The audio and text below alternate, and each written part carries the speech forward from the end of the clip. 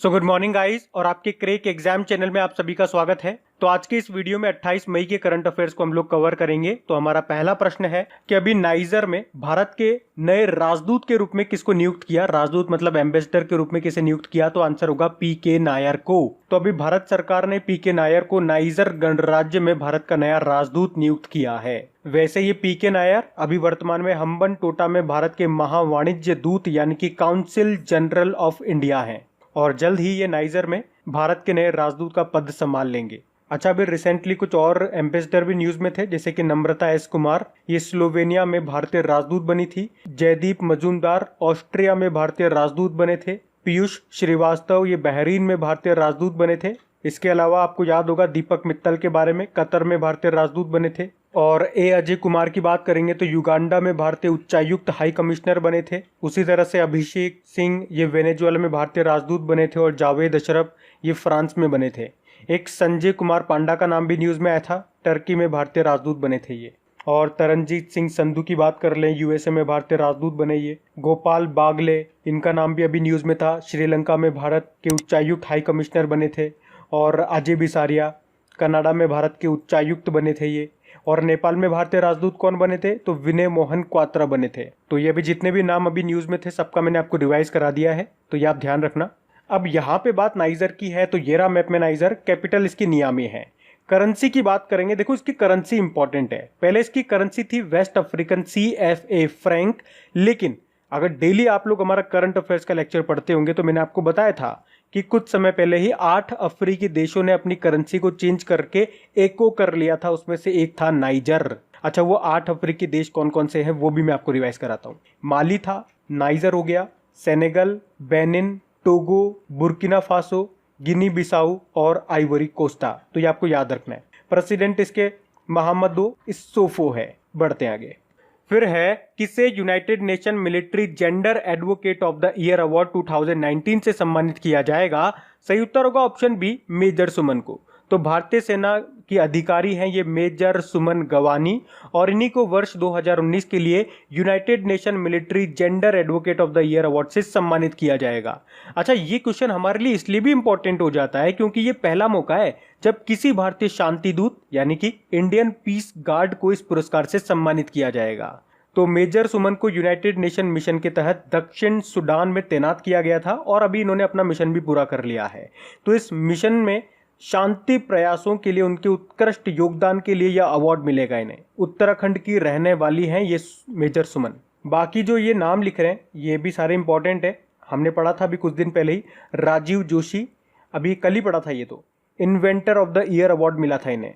सौरभ लोढ़ा की बात करेंगे तो 2020 का young career award in nano science and technology मिला था। और लेफ्टिनेंट कमांडर अक्षय कुमार की बात करेंगे तो इनको vice admiral GM Hiranandani memorial rolling trophy 2020 मिला था।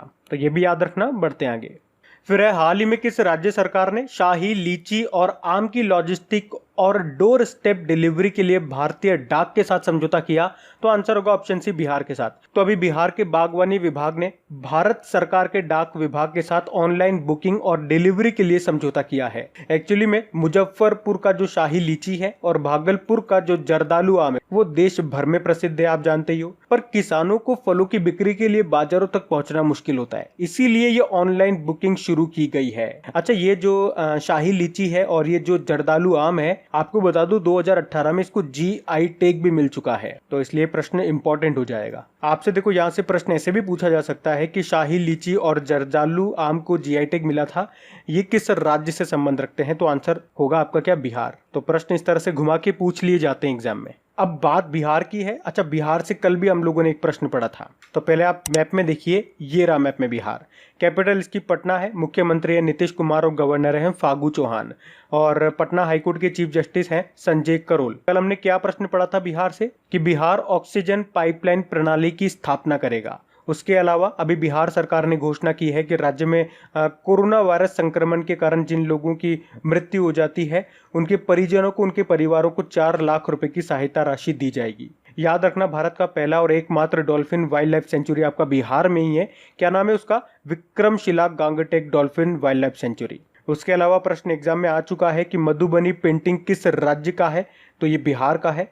और ये भी प्रश्न आ चुका है कि किस नदी को बिहार का शोक कहते हैं, तो कोसी नदी को कहा जाता है। और बिहार के भागलपुर में खुलेगा आपका राज्य का पहला कछुआ पुनर्वास केंद्र। और बिहार दिवस कब मनाते हैं अपन? 22 मार्च को मनाते हैं। वैसे 22 मार्च को आप जानते हो वर्ल्ड वाटर डे भी होता है।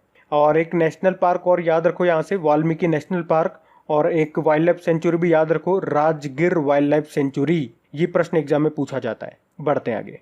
और गाइज, अगर वीडियोस आपको अच्छे लग रहे हैं, मेरी मेहनत अच्छी लग रही है और ये वाकई अगर आपके लिए हेल्पफुल हैं, तो प्लीज वीडियो को शेयर जरूर किया कीजिए। अगर इन वीडियोस से आपकी हेल्प होती है तो आप लोग मेरी हेल्प जरूर करें इन वीडियोस को लाइक और शेयर करके, ताकि इन वीडियोस को कंटिन्यू रखने में मुझे भी आपका सपोर्ट मिल सके। तो प्लीज इसे लाइक और शेयर जरूर करना। और अगर आप में से कोई इस वीडियो को फर्स्ट टाइम देख रहा है तो इस चैनल को आप सब्सक्राइब कर लीजिए, और सब्सक्राइब करने के बाद में पास में जो बेल आइकन आएगा उसे आप दबाना बिल्कुल मत भूलिएगा, क्योंकि आपको वीडियोस के नोटिफिकेशन तभी मिलेंगे जब आप बेल आइकन को प्रेस करोगे। तो चलिए अब बढ़ते हैं आगे। फिर है, हाल ही में सुर्खियों में रहा फ्लाइंग बुलेट भारत की किस सशस्त्र बल से संबंधित है? तो आंसर होगा ऑप्शन सी, भारतीय वायुसेना से। तो अभी भारतीय वायुसेना लाइट कॉम्बैट एयरक्राफ्ट तेजस के एक बेड़े के साथ नंबर 18 फ्लाइंग बुलेट नाम से अपने एक स्क्वाड्रन को चालू करने जा रही है। तो हमारे जो एयर चीफ मार्शल हैं राकेश कुमार सिंह भदौरिया, वो तमिलनाडु के कोयम्बटूर के पास सुदूर बेस कैंप पर इस स्क्वाड्रन का शुभारंभ करेंगे। स्क्वाड्रन मतलब होता है वायुसेना की एक टुकड़ी। तो हल्के लड़ाकू विमान यानी कि लाइट कॉम्बैट एयरक्राफ्ट तेजस के साथ काम करने वाला ये दूसरा भारतीय वायुसेना का दस्ता होगा। अच्छा, जो हमारा हिंदुस्तान एरोनॉटिकल लिमिटेड है, जिसका हेडक्वार्टर आपका बेंगलुरु में है, उसके द्वारा ही बनाया गया है इस चौथे पीढ़ी के सुपरसोनिक विमान, जिसका नाम है तेजस। बाकी वायुसेना से बात करेंगे तो हमारे एयर चीफ मार्शल कौन है? राकेश कुमार सिंह भदौरिया है। ये आपको ध्यान रखना है। बढ़ते आगे। फिर है, हाल ही में नासा ने अपने अगली पीढ़ी के स्पेस टेलीस्कोप का नाम बदल करके वाइड फील्ड इंफ्रारेड सर्वे टेलीस्कोप रखा है। आपको बताना है इसे कब लॉन्च किया जाएगा? तो आंसर होगा 2025 तक। तो अभी नासा ने अपने अगली पीढ़ी के स्पेस टेलीस्कोप का नाम बदल करके नैन्सी ग्रेस रोमन के सम्मान में वाइड फील्ड इंफ्रारेड सर्वे टेलीस्कोप रखा है, और इस टेलीस्कोप को 2025 में लॉन्च किया जाएगा। अच्छा, ये नैन्सी ग्रेस रोमन मैंने आपको बोला, तो कौन थी ये? तो ये अमेरिकी अंतरिक्ष एजेंसी की पहली मुख्य खगोल वैज्ञानिक थी। तो इन टेलीस्कोप से दूर के जो प्लैनेट्स होते हैं उनकी खोज करने में मदद मिलेगी। नासा की बात करेंगे, नासा मतलब होता है national aeronautics and space administration. इसकी स्थापना 1958 में हुई थी। आपके डीआरडीओ की भी स्थापना 1958 में हुई थी, ये भी याद होगा आपको।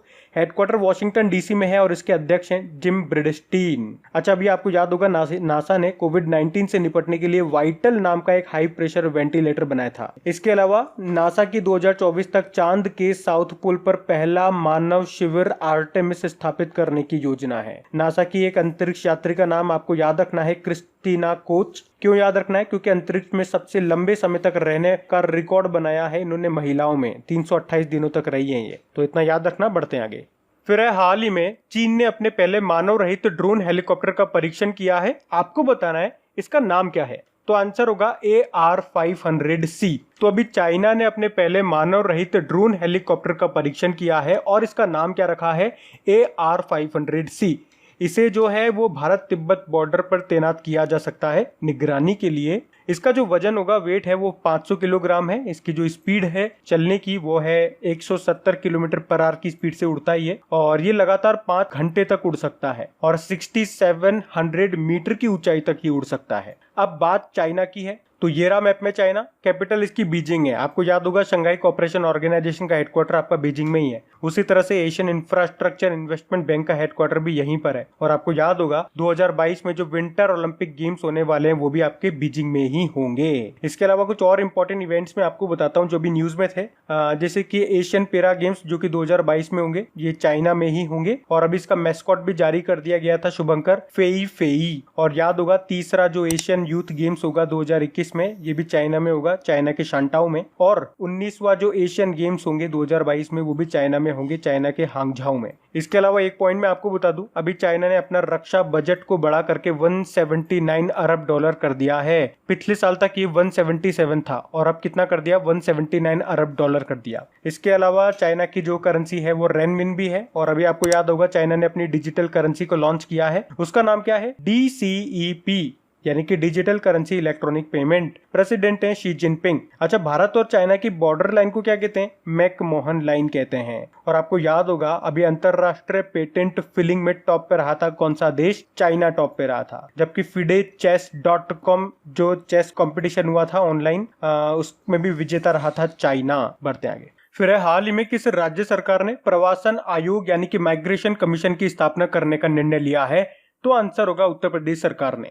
तो अभी उत्तर प्रदेश सरकार ने घर लौटने वाले श्रमिकों के लिए रोजगार खोजने में मदद करने के लिए एक आयोग यानी कि माइग्रेशन कमीशन का गठन करने का निर्णय लिया है। तो जो भी राज्य उत्तर प्रदेश से मजदूर चाहते हैं तो उससे इस आयोग की अनुमति, परमिशन लेनी होगी।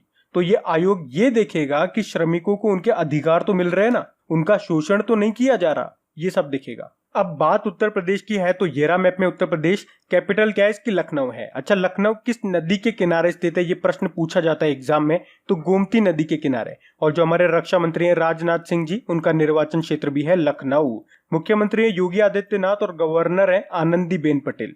इसके अलावा कुछ और इंपॉर्टेंट पॉइंट्स मैं आपको बताता हूं उत्तर प्रदेश से जो अभी न्यूज में थे। जैसे कि अभी सभी जिलों के अस्पतालों में वेंटिलेटर सुविधा देने वाला पहला राज्य बना उत्तर प्रदेश। उसके अलावा प्रवासी राहत मित्र एप्लीकेशन को लॉन्च किया है इसने, और कोरोना कवच एप्लीकेशन को भी लॉन्च किया था, एक जन सुनवाई पोर्टल को भी लॉन्च किया था। और याद रखना वर्चुअल अदालतों के जरिए जन सुनवाई करने वाला पहला राज्य बना था आपका उत्तर प्रदेश। और राज्य के बाहर फंसे हुए लोगों को राज्य में वापस लाने के लिए जन सुनवाई पोर्टल भी लॉन्च किया था। उसके अलावा उत्तर प्रदेश के किंग जॉर्ज मेडिकल यूनिवर्सिटी पहला सरकारी अस्पताल बना था प्लाज्मा थेरेपी का इस्तेमाल करने वाला। और कोरोना वायरस की पूल टेस्टिंग करने वाला पहला राज्य भी आपका यही बना था। और उसके अलावा अन्नपूर्णा और आपूर्ति पोर्टल भी लॉन्च किया गया था उत्तर प्रदेश सरकार के द्वारा। उसके अलावा आयुष कवच कोविड एप्लीकेशन को भी लॉन्च किया था। इसके अलावा अभी उत्तर प्रदेश सरकार ने सिडबी के साथ मिलकर के यूपी स्टार्टअप फंड भी लॉन्च किया था। ये तो अपन ने कुछ दिन पहले ही पढ़ा है। साथ में याद रखना देश की पहली ट्रांसजेंडर यूनिवर्सिटी आपके कहां पे बनेगी? उत्तर प्रदेश के कुशीनगर में। और देश की पहली नेशनल पुलिस यूनिवर्सिटी ये ग्रेटर नोएडा में बनेगी। इसके अलावा एक और पॉइंट याद रखो कि देश का पहला जानवरों का युद्ध स्मारक वॉर मेमोरियल ये भी बनेगा उत्तर प्रदेश के मेरठ में। तो ये कुछ इंपॉर्टेंट पॉइंट्स मैंने आपको बताया, इनको ध्यान रखना। बढ़ते आगे। फिर है हाल ही में फेसबुक ने किस नाम से एक कॉलिंग एप्लीकेशन लॉन्च किया है? तो आंसर होगा ऑप्शन सी केचअप नाम से। तो अभी फेसबुक ने केचअप नाम से एक कॉलिंग एप्लीकेशन लॉन्च किया है और इस कॉलिंग एप्लीकेशन से आप कॉल करते समय एक साथ 8 लोगों को कॉल पे ले सकते हैं। यानी कि जब आप कॉन्फ्रेंसिंग पे लेते हैं तो इस तरह से 8 लोगों को आप कॉन्फ्रेंसिंग पे ले सकते हैं। फेसबुक की बात करेंगे तो इसकी स्थापना 2004 में हुई थी। कैलिफोर्निया यूएस में इसका हेडक्वार्टर है और इसके जो फाउंडर है वही सीईओ हैं, उनका नाम है मार्क जकरबर्ग। अभी आपको याद होगा फेसबुक ने जियो प्लेटफॉर्म में 9.99% की हिस्सेदारी को खरीद लिया है। और अभी हमने पढ़ा भी था फेसबुक ने शॉप्स नाम से अपना ई-कॉमर्स बिजनेस भी शुरू किया है। तो ये भी याद रखना। बढ़ते आगे। फिर है हाल ही में किस राज्य में नितिन गडकरी जी ने चंबा सुरंग का उद्घाटन किया? तो आंसर होगा उत्तराखंड में। तो उत्तराखंड में जो नेशनल हाईवे 94 है उसमें जो ऋषिकेश धरासूर रोड है उस पर ये 440 मीटर लंबी सुरंग बनाई है और इसका उद्घाटन किया है हमारे एमएसएमई मंत्री और परिवहन मंत्री नितिन गडकरी जी ने, जिनका निर्वाचन क्षेत्र है नागपुर। और इस सुरंग को बनाया किसने है? BRO ने, बॉर्डर रोड ऑर्गेनाइजेशन ने। तो ये जो चंबा सुरंग है इसका निर्माण भारत सरकार की जो 4 धाम परियोजना है उसमें गंगोत्री, यमुनोत्री, केदारनाथ व बद्रीनाथ को जोड़ने की योजना के अंतर्गत इसका निर्माण किया गया है। अब उत्तराखंड में किया गया है तो ये रहा मैप में उत्तराखंड। कैपिटल इसकी देहरादून है और मैं कई बार आपको बता चुका हूं इसकी जो समर कैपिटल है वो अब क्या होगी? गैरसैंण होगी। मुख्यमंत्री है त्रिवेंद्र सिंह रावत और गवर्नर है बेबी रानी मौर्य। और इसके चीफ जस्टिस का नाम क्या है? इसके चीफ जस्टिस का नाम है रमेश रंगनाथन। इसके अलावा भी उत्तराखंड सरकार ने बेरोजगार युवाओं को नौकरी के अवसर दिलाने में सहायता करने के लिए होप पोर्टल भी लॉन्च किया था। उसके अलावा वैसे अभी दृष्टि पोर्टल भी लॉन्च किया था इन्होंने। और अभी 1 से 7 मार्च तक अंतरराष्ट्रीय योग महोत्सव का आयोजन किया गया था ऋषिकेश में। और ऋषिकेश में ही भारत के पहले ग्लास फ्लोर सस्पेंशन ब्रिज का निर्माण किया जाएगा गंगा नदी पे, जिसका फ्लोर ग्लास का होगा, ट्रांसपेरेंट होगा, आप आर पार देख सकोगे। उसके अलावा याद रखना कृषि भूमि को पट्टे यानी कि लीज पर देने वाला पहला राज्य आपका यही बना था। और यहाँ पे एक डैम और एक नेशनल पार्क बहुत इंपॉर्टेंट है, टेहरी डैम, जो कि एग्जाम में पूछा जाता है कई बार। ये आपका कहाँ पर है? उत्तराखंड में है। भारत का सबसे ऊंचा डैम है ये। और किस नदी पे पूछेंगे तो भागीरथी नदी पे। एक नेशनल पार्क भी याद रखो, Jim Corbett national park, Bharat का पहला नेशनल पार्क है ये। इसको पहले हेली नेशनल पार्क के नाम से जाना जाता था और इसमें से एक नदी निकलती है, उसको कहते हैं रामगंगा नदी। ये प्रश्न भी पूछ लिया जाता है। और जिम कॉर्बेट नेशनल पार्क तो वैसे ही अभी न्यूज में था, क्योंकि ये कोविड-19 के लक्षणों वाले जानवरों के लिए क्वारंटाइन सेंटर बनाया गया था यहाँ पे। इसके अलावा देश का दूसरा ट्यूलिप गार्डन भी आपके उत्तराखंड के पिथौरागढ़ में ही बनने वाला है। पहला आपके श्रीगंगानगर में है जम्मू कश्मीर में, जो कि भारत का ही नहीं एशिया का सबसे बड़ा ट्यूलिप गार्डन है। ट्यूलिप एक तरह का फूल होता है। इसके अलावा याद रखना नंदा देवी नेशनल पार्क यहीं पर है। गंगोती नेशनल पार्क है यहाँ पे। और फूलों की घाटी जिसे इंग्लिश में बोलते हो, flower of valley national park भी है यहाँ पे। और एक राजाजी नेशनल पार्क, वो भी यहीं पर है। तो ये भी याद रखने। बढ़ते आगे। फिर है, हाल ही में किस राज्य सरकार ने किसानों को अनुबंध कृषि की अनुमति दे दी है? तो आंसर होगा उड़ीसा ने। अनुबंध कृषि मतलब कॉन्टेक्ट फार्मिंग, तो इसकी अनुमति दे दी है उड़ीसा गवर्नमेंट ने। अच्छा, उड़ीसा से एक अपॉइंटमेंट आपको याद रखना है जो कि काफ़ी इंपॉर्टेंट है। अभी उड़ीसा के नए चीफ जस्टिस कौन बन गए हैं? तो मोहम्मद रफीक बन गए हैं। तो आप पहले मैप में देखिए, ये रहा उड़ीसा, जिसकी कैपिटल है भुवनेश्वर। आपको याद होगा खेलो इंडिया यूनिवर्सिटी गेम्स का पहला संस्करण इसी साल भुवनेश्वर में ही आयोजित किया गया था। मुख्यमंत्री हैं नवीन पटनायक। और नवीन पटनायक से एक पॉइंट आपको याद रखना है, इसी साल पेटा जो कि जानवरों के हितों के लिए काम करने वाली एक ऑर्गेनाइजेशन है, संस्था है, उसने अभी इनको हीरो टू एनिमल अवार्ड से सम्मानित किया था। पेटा मतलब वैसे होता क्या है? People for the ethical treatment of animal. Governor है गणेशी लाल। इसके अलावा उड़ीसा सरकार ने ही मो जीवन पहल शुरू की थी, मो प्रतिभा पहल भी शुरू की थी। याद रख लो, सिंपल सा, किसी भी योजना के आगे, किसी भी पहल के आगे अगर मो आ रहा है, मो बस सेवा, मो परिवार सेवा, इस तरह से, तो वो उड़ीसा की ही होगी। इसके अलावा अभी उड़ीसा गवर्नमेंट ने कहा है कि कोविड-19 से मरने वाले पत्रकारों के परिवारों को 15 लाख रुपए दिए जाएंगे। अच्छा, एक इंपॉर्टेंट प्रश्न मैं आपको बताता हूँ, पूछा जाता है एग्जाम में कि ब्लैक पगोडा टेम्पल किसे कहा जाता है? तो कोणार्क सन टेम्पल को कहा जाता है। आपका जो 10 रुपए का नोट है उस पे इसी का चित्र अंकित है। और कोणार्क सन टेम्पल ये भी न्यूज में भी था, क्योंकि केंद्र सरकार ने कोणार्क सन टेम्पल और कोणार्क शहर को पूरी तरह से सौरकरण यानी कि सोलराइजेशन करने की योजना बनाई है। और यहाँ पे एक डैम है जो कि भारत का सबसे लंबा डैम है, नाम है हीराकुड डैम। ये भी आपका उड़ीसा में ही है। किस नदी पे है? तो महानदी पे है। इसके अलावा ये जो आप देख रहे हो, ये भारत की सबसे बड़ी और विश्व की दूसरी सबसे बड़ी तटीय झील है, खारे पानी की झील है। इसका क्या नाम है? इसका नाम है चिल्का लेक। और आपको याद होगा भारत पेट्रोलियम ने उड़ीसा के बोलंगीर जिले में एलपीजी बोटलिंग प्लांट भी लगाया है। इसके अलावा याद रखना, अभी उड़ीसा गवर्नमेंट ने लिकर यानी कि जो शराब वगैरह होती है उसके एमआरपी पर 50% एडिशनल कोविड फीस लगा दी है। तो ये भी ध्यान रखना। बढ़ते हैं आगे। फिर है, हाल ही में श्यामला जी भावे का निधन हो गया है। ये क्या थी? तो सही उत्तर होगा ये गायिका थी। तो शास्त्रीय संगीतकार थी ये श्यामला जी भावे, और अभी इनका निधन हो गया है। इन्होंने भारत के पहले संस्कृत धारावाहिक कादम्बरी का संगीत भी तैयार किया था और इन्हें उभय गण विदुषी और कर्नाटक राज्योत्सव पुरस्कार से भी सम्मानित किया जा चुका था। तो इनका नाम याद रखना है, श्यामला जी भावे, जो कि गायिका थी। बढ़ते हैं आगे। फिर है, हाल ही में सेना कमांडरों का सम्मेलन कहाँ पे शुरू हुआ है? तो आंसर होगा ऑप्शन सी, नई दिल्ली में। तो अभी नई दिल्ली में सेना कमांडरों का सम्मेलन शुरू हो चुका है। ये इस सम्मेलन का पहला चरण है जो कि 27 से 29 मई तक चलेगा। और ये पहले वैसे अप्रैल में होने वाला था, लेकिन कोविड-19 के कारण नहीं हो पाया। ये साल में 2 बार होता है, तो अभी तो पहला हो रहा है और दूसरा चरण कब होगा इसका? ये जून में होगा। अच्छा, हमारे भारतीय सेना के प्रमुख कौन है? आर्मी चीफ मनोज मुकुंद नरवणे हैं। तो अब बात करेंगे कल के वीडियो में पूछे गए प्रश्न के उत्तर की। तो कल के वीडियो में आपसे पूछा गया था कि हमारे जो स्वास्थ्य मंत्रालय है उसने ड्रग रेगुलेटरी सिस्टम में सुधार के लिए नई समिति का गठन किया है। इसकी अध्यक्षता कौन करेंगे? तो आंसर होगा ऑप्शन ए, राजेश भूषण। आप सभी ने प्रश्न का बिल्कुल सही उत्तर दिया है। और गाइज, अगर वीडियो को लाइक और शेयर करना आप लोग भूल गए हैं तो प्लीज इसे एक बार लाइक जरूर कर दीजिएगा, और अपने दोस्तों के साथ में, या अगर आपका कोई स्टडी ग्रुप है तो प्लीज वहां पे एक बार इस वीडियो को शेयर जरूर कर देना। तो गाइज, इन सभी क्वेश्चंस का क्विज बना करके मैंने एप्लीकेशन पे अपलोड कर दिया है। तो अगर आपने वीडियो बिल्कुल ध्यान से देख लिया है तो वहां जाइए और इन सभी क्वेश्चंस का आप प्रैक्टिस लगा लीजिए, ताकि ये सारे क्वेश्चंस आपको अच्छी तरीके से याद हो जाए। और जो नए स्टूडेंट इसे पहली बार देख रहे हैं, आपको बता दूं कि क्विज में अब रैंकिंग फीचर भी ऐड हो चुका है। तो अगर आप कम समय में ज्यादा से ज्यादा क्वेश्चन राइट करते हो तो आपका नाम आपके फोटो के साथ टॉप 10 स्टूडेंट्स में आपको दिखाई देगा। आपको ही नहीं, जितने भी लोग क्विज लगाएंगे उन सबको दिखाई देगा। कुछ इस तरीके से, ताकि आपको भी एक अंदर से मोटिवेशन मिल सके कि आपको भी यहां तक पहुंचना है, ताकि सब लोग आपको टॉप 10 में देख सकें। और वैसे भी आप तो आपके इन करंट अफेयर्स का रिवीजन करवाने के लिए मैं इसका ऑडियो भी तैयार कर रहा हूं, तो दिन में 4 से 5 मिनट निकाल करके वो आप ऑडियो सुन लीजिए, ताकि आपका इन करंट अफेयर्स का फिर से रिवीजन हो जाए। क्योंकि आपको पता है चीजों को पढ़ना इंपॉर्टेंट है, लेकिन समय समय पर उनका रिवीजन करना बहुत ज्यादा जरूरी है।